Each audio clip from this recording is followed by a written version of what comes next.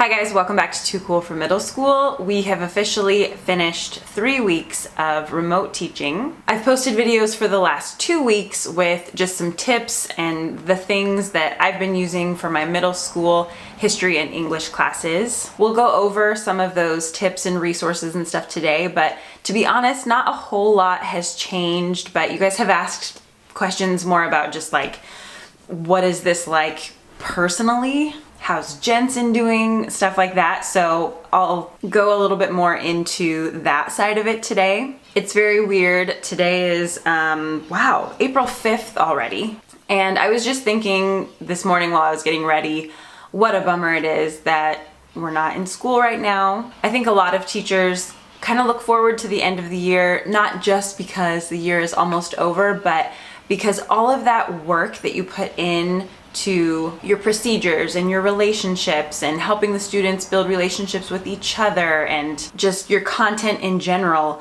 that pays off, you know, right at the end of the year. Right before we went on break was like early March, mid-March, and that is like a notoriously bad time for just behavior and nerves and stuff in general. Like teaching in March is always just like, oh, but you get through that, then you like go to spring break and you have like testing and stuff, and then like that last part of the year is really nice, especially with 8th graders. They humble up a little bit because it sinks in that they are about to go to high school and they are not going to have all of the same support that they had before, so they're asking a lot more questions. They really want to be prepared. It's also really fun with my 6th graders at the end of a school year because they're just getting excited to be 7th graders. They've matured so much from the beginning of the year to the end. I take Polaroid pictures of them at the beginning of the year and then I give them back to them like around open house time. And they've always just changed so much. They get taller, they stretch out a little bit, some of their voices change, they're different. And especially in middle school, well, and I'm sure in every grade, like it's just really nice to see the changes from the beginning of the year to the end of the year. And it's a bummer that we're missing out on that part of it. You always have those fun trips and parties and concerts and all that kind of stuff at the end of the year as well. And like those things are rewards for making it through the whole year. And usually that's time to just kind of like hang out with your students a little bit more as just people rather than them, you know, being seated in your desks all day. And yeah, I'm bummed that we're missing out on all those things. Challenges wise, I still haven't gotten responses from all students or families. I kind of wish that's what we had started with, like even before jumping into like online content and remote learning and stuff. I just wish that we had made sure to contact every student. It's just tough to do. We have a really big school and lots of kids, and I think plenty of families are just like, you know, they heard you, they got the phone message and they got the email message, but are not able to respond or are just not going to respond. But I don't like this like uncertainty of not knowing if my students are okay, if they're able to get on Google Classroom, or if they just don't want to, which is fine, but I would just like to know. I really don't like all of this uncertainty, and uncertainty is just what we're all living with right now. I think, again, that's one of the really hard things, is that we don't have a set time when we like know that all of this will pass. Like, are we almost in the clear? Is this gonna be all summer? We just don't know. And for me, mentally, that's very tough. It's been difficult just to not have any like deadlines or anything finite or anything for sure. I don't work well in this type of situation, but I am trying my best. So anyway, that's just kind of like an overview of like the general situation and what I'm missing about school. Gosh, it's just kind of also hard for me to like remember what day it is and remember to do the things that I'm supposed to do. I keep being afraid that I'm gonna like miss, you know, virtual staff meeting or a virtual chat with my students, or like forget to put up work or whatever like I said I would, just because I can't remember what day it is. So my number one teaching tip for a long time now has just been daily Google Slides, man. They saved my life. They were so helpful before this, and they've been so helpful now. I can see them in my drive on my phone. Let's see. But this is like the cover page or whatever, and then as I go through, I can just see what we've done every day. So, okay, so I'm just gonna use my Google Slides to look at our 6th grade ancient history lessons from last week. So on Monday, I had made a YouTube video for them, kind of explaining the lesson and the upcoming week a little bit. I have those on our class YouTube channel just so that they can refer to them like at any time, you know. They were still working through a mini Q, which is a mini DBQ from a company called the DBQ Project. You can buy the binders, and then I just put each individual document up on Google Classroom just one day at a time. I could have put them all up at once, but I did just want to have that like daily contact and not overwhelm them with too much. And then also just for those kids who are like overachievers, like not give them so much that they would just sit there and do history homework all day. Like I really don't want them sitting there and doing history homework all day. The things that I've given them take about 15 minutes, and I am trying not to go over about 15 or 20 minutes per day. So our normal class periods are about 45 minutes. And I've heard this over and over that you definitely don't want to give them more than like half of what they would normally do. So again, my kids have 7 classes. That's a lot to keep up with. That's a lot to manage. So I've just been giving them 15 to 20 minute little activities to do per day. Then the next day on Tuesday, we did a little online meeting. I didn't make them a YouTube video on this day just because, you know, we met kind of face to face, kind of in person, and we talked about the lesson that day. So it was document E. And I want to make like coming to the virtual chats worth it. So basically I just taught like a mini lesson about that document and explained it a little bit more thoroughly than maybe they would have gotten by just reading it on their own. And then we went through all of the questions and answered all of them. So if they came to that virtual chat, they were able to just go do the homework immediately, and they had all the answers and they could just type them in. Some of them were probably really smart and just like typing them in as we went. We did end up using Google Meet rather than Zoom. There's just been like little security issues with each of those platforms. I know some people are using like Microsoft Teams as well. So just, you know, whatever your district prefers, go with that. It takes a little bit of your extra time to research the settings and like what you have to do to make sure that it's secure and other people aren't getting in, and do you have like a little waiting room where you approve people as they come in, etc. And yeah, I just feel like with live video, like you're always kind of opening yourself up to a little bit of liability. Kids could say something weird or put something weird in the chat, or I saw kind of a funny video where someone was teaching and their like spouse walked by in a towel. Like you just have to prepare as much as you can. And I was saying this in the last video, but we're all learning, and then these platforms are even learning along with us and trying to kind of quickly update things and make sure that things are safe and secure, but then also quick and user friendly. I haven't been recording them just because, I don't know, that's a whole extra step that I am not doing, but I think it's probably very helpful. I'm just not at the moment.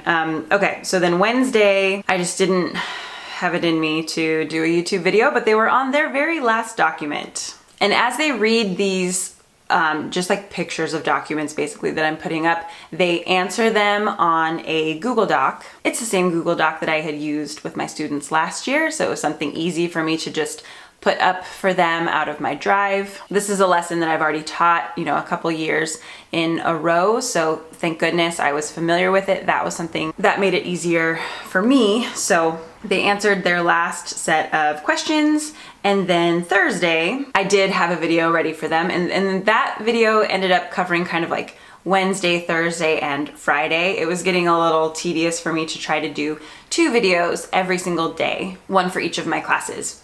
So on this day I just had one that kind of covered what they were doing for 3 days, and that's more doable for me now. I'm kind of running out of steam. I think I had some adrenaline going at the beginning and I don't have it anymore. So anyways, Thursday was a day to put together all of their evidence and come up with a claim or an argument. So either Ashoka was a ruthless conqueror or an enlightened ruler, and then they needed 3 pieces of evidence from all of those documents that we had been looking at for the past 2 weeks to help them to prove their answer. So I love doing assignments like this anyway, and it is something that you can do through distance learning fairly simply. So Friday is Flipgrid Friday. We have continued to do this. This was our 3rd Flipgrid Friday, and in their Flipgrid, they were going to present their case. So they had a chance to kind of write it out on Thursday and then come in on Friday and explain the conclusion that they came to. So this weekend, I'm gonna go through and watch all of their Flipgrid videos and leave feedback. So even though we aren't grading at this time, I think this is a really good time to just leave feedback. I feel like with 210 students, sometimes I have time for one or the other. Like if I'm gonna go through and grade all of those 210 assignments, I'm not gonna have a lot of time to give feedback. But now that I am going through and giving feedback, it's nice to not also have to do like a number score on all of these Flipgrid videos, for example, and then go into our Power School system, which is what we use, and input all of those. And in the future, we may have to. I understand that decisions are still being made and everything, but at the moment, I'm just focusing on feedback and just grateful that I don't have to also input grades. So I'm gonna need to go through their Flipgrid videos and then also their Google documents where they were answering all the questions about the Ashoka primary sources that we had been reading. So that will take some time for me to go through and give feedback on all of those. And then for all the kids who didn't do it, they just didn't do it. I just don't have anything to give feedback on, but there are not going to be zeros. Okay, moving on to my 8th graders. This is their slides. That's their little cover page and then goes backwards like Friday, Thursday. Just keeps going. And these slides are in my Teachers Pay Teacher store if you want them. I have different versions and stuff, but again, this is just like my #1 teaching tip. I really think this does keep you so much more organized during remote learning or at any other time. So their Monday lesson was again to watch a YouTube video, and we have been going through an online novel study packet. So they're kind of looking at a novel of their choice through a bunch of different lenses. This is a resource from Doc Cop Teaching, and she teaches high school. So this was a little on the more difficult side for them, and I deleted a couple of things and didn't have them do the whole thing. And again, it is not going to be like graded harshly in any way. It's just for practice and just for feedback and just a way to kind of like interact with their reading and build some skills that will help them in high school. So they were looking at a biographical lens this day. They had to find like a YouTube video interview with their author or an article about their author or something like that, and explain how the author's life could have like connected to the story that they wrote. So the next day, on Tuesday, again, I didn't do a video for them, but we did an online class for 30 minutes. And I feel like any more than 30 minutes, it's just very difficult to keep paying attention. But I had like a link ready for them to go look at. I just had them use the chat quite a bit. And so I asked them like what book they were reading, and they could just all type them in. I asked them like what historical period it was set during. It was actually very good that we had that discussion, because a few kids had questions about like, okay, well, what if my book is set in the future? How am I supposed to analyze the historical period then? And I actually hadn't thought of that. So even though I made like YouTube videos explaining each different topic, that hadn't crossed my mind. The book that I was reading was not like fantasy or science fiction or anything. And so a lot of their books were, and those brought up different questions. So we actually ended up having a really good discussion kind of through the chat about how if an author sets a story in the future and they are still maybe like facing a lot of these same issues that we are today, like, you know, maybe they don't think that those issues will be resolved by then, or maybe this is a warning that like we have to solve these issues now, otherwise they will follow us into the future. Or if an issue shows up in like a fantasy book, maybe that's the author trying to say that this is like a universal problem, or just to get us to look at something through a different lens where, you know, we can really relate. Some student brought up like mudbloods versus purebloods, and how, you know, in Harry Potter, that's kind of a symbol for racism, and how, like, you know, maybe you can understand it in the context of Harry Potter, and then later on that gives you better understanding in the real world. So we ended up having like very good discussions. So I'm glad that we're doing the live chat thing, even though it's just once a week and not everybody has showed up. I would like for them to, but it's very, very hard to just teach like this and have like no feedback and not have them asking any questions. Like, it's just, it's so not natural, and you just can't think of everything that you're gonna need to address. So if possible, I do recommend at least just once a week for like 20 or 30 minutes, just being available for some questions and talking over your content a little bit. And then obviously, you know, just being there to say hi and see their faces and allow them to see their classmates' faces and stuff like that is just really, really important as well. Okay, Wednesday, I had said video coming later today. I didn't go back and like update this. I think I made a video and then just like uploaded it the next day. But oh, this activity is so much fun. Again, this is in that .cop teaching resource.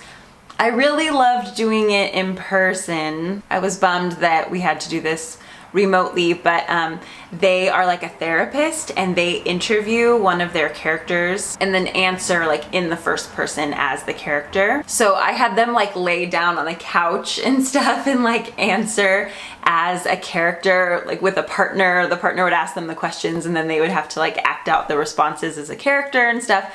That was really fun. I'm excited to get to do that again in the future, but I think this was still a pretty fun activity. And then we did move it over into Flipgrid, so I'll show you that in a second. Thursday, I did that update video that kind of covered like Wednesday, Thursday, Friday. I had them delete a page in the packet because I just thought it was too much. A few days before that, actually, I had also had them delete a page. I was just realizing it was gonna take too long. Like, I really, truly am trying to stick to like 15 to 20 minutes per day. And even if something is good practice, I'm just taking it out if it takes too long. So on these slides, they were looking at like conflict and opposition in their story. And then on Friday, they did their Flipgrid Friday video, and they were supposed to answer one of the questions from that like psychological analysis as one of the characters. So I'm gonna be grading these over the weekend again, and, you know, giving them feedback, and they can see each other's. And I think I've said this every week, but Flipgrid, I think, is a really good option for being able to see your students, for your students to be able to see you. If you don't want to make like full-on YouTube videos like I'm doing, just do a Flipgrid. And it is private, it is secure, it uses their email domain. You have to put that in. So nobody from outside your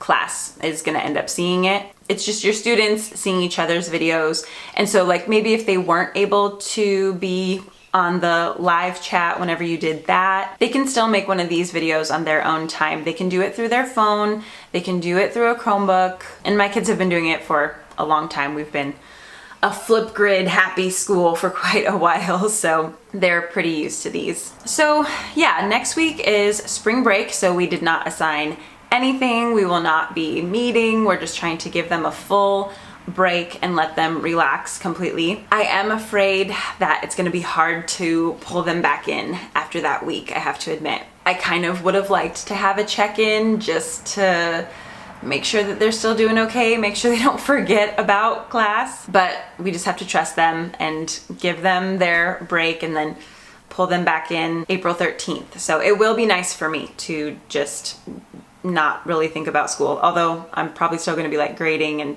planning for the following week. One thing that's just kind of been like keeping me encouraged is remembering that we will be back someday. We'll be back in the classroom. And don't you think that school is just going to be so different? Like, I think teachers are going to be so much more compassionate towards their students.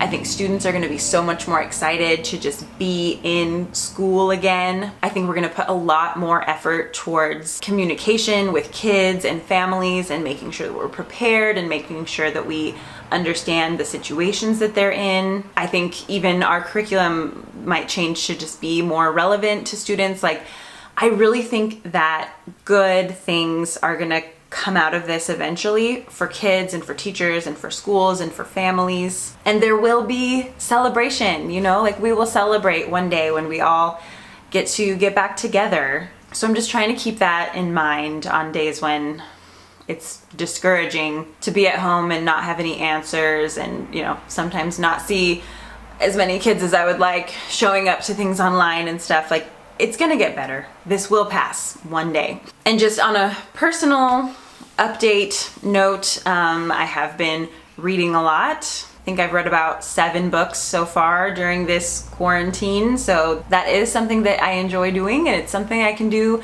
by myself from home on my couch in sweats. Every day I just wear sweats and a sweatshirt. Like, here we go, here are my sweats today. Oh, I ruined a bunch of my sweats and sweatshirts in the dryer with a navy blue crayon. And it's a long story, but we have an outdoor coin laundry. Like, we literally do our laundry in the dark, and we don't have a laundry room inside. Anyway, I was not able to salvage those clothes, but I still have a couple good pairs of sweats. I like this new sweatshirt. It just says history.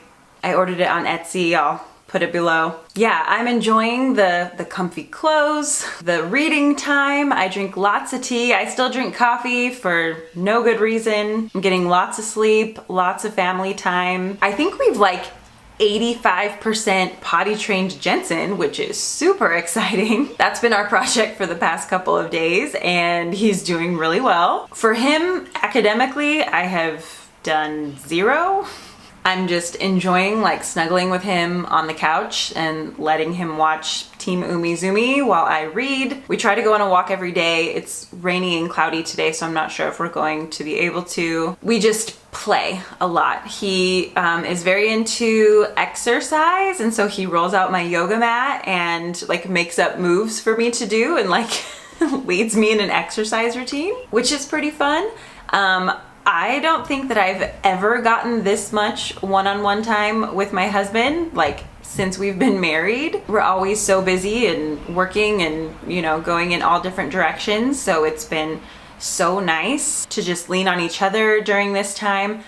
Like, a relationship is way different when you're with each other all the time versus when you only have like a couple hours every night to talk about anything. Like, you have to be really efficient, I guess, with your conversations, and now we don't have to. Like, we get to talk about things that we haven't had time to discuss in a long time, and so it's really changed so much, and it's changed a lot of things for the better. Health-wise, it's bad because I just eat and I haven't exercised at all. I'm really bummed because I had started doing Orange Theory like 4 months ago, and I was finally starting to like get into pretty good shape, you know? Like, I could run pretty far, pretty fast on the treadmills when we like did our running. I was getting my row form, you know? I love the weightlifting side of it, and like I was finally kind of getting into my routine with that, and it's all gone. All of that's gone. I have not been doing like online workouts or anything. I don't really feel like sweating. I don't know. There's a lot that I want to force myself to do that I just don't seem to be able to force myself to do. Exercise is one of those things. Plus Jensen will come in and interrupt me no matter what. So I could go for a run outside, I guess, but it's just, that kind of makes me nervous. And like going to the grocery store makes me nervous. I've only been like once a week, if that. Sometimes we order like Postmates or DoorDash or whatever. I signed up for a subscription bamboo toilet paper service. Like, yeah, life is just very strange, and I'm really looking forward to being able to do things like, I really want to go get a pedicure. I want to go to the gym. I want to just like go visit my friends. I hate that I have friends who are like by themselves, who live by themselves, and I can't go visit them. I can't like drop by and cheer them up. I can't like go out to coffee with anybody. I hate that. So yeah, there are definitely things that I'm not loving about this, but the time to like slow down and just be a couch potato is not the worst thing ever. But then it seems like every time I go on like Facebook or watch the news or whatever, like the 6 degrees of separation between me and the coronavirus like shrinks, and more people that we know have been affected and more people have died. And yeah, that kind of takes away any of the enjoyment of laying on my couch. So I don't know, it's just, this isn't great, you guys. This isn't great, but you know that. Anyway, sorry this was a little bit more of a rambly one. I have 2 other videos about what I've been doing for remote teaching. I'll try to make a more coherent one after the next week of teaching. So I've kind of forgotten like how to talk to anybody besides Jensen and my husband too, so it's just all weird. Anyways, I'm gonna go read and drink tea and sit on the couch. I appreciate you guys more than ever. I love you guys more than ever. Thank you so much for watching, and I will see you soon. Bye.